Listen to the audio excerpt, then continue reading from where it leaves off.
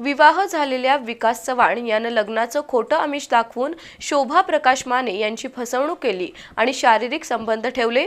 या वादातून शोभा माने यांनी 28 डिसेंबर 2018 रोजी कीटकनाशक प्राशन करून आत्महत्या केली।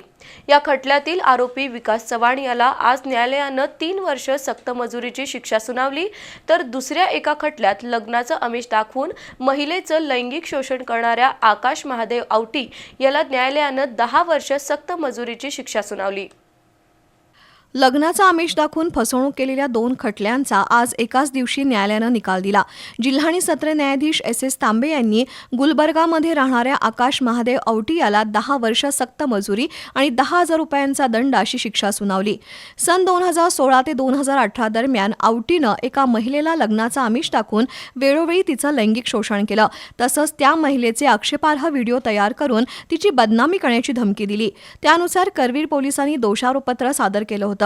सहाय्यक सरकारी वकील ॲडव्होकेट प्रतिभा जाधव यांनी 10 साक्षीदार तपासले आणि त्यानंतर न्यायालयानं आकाश आवटीला दोषी ठरवलं।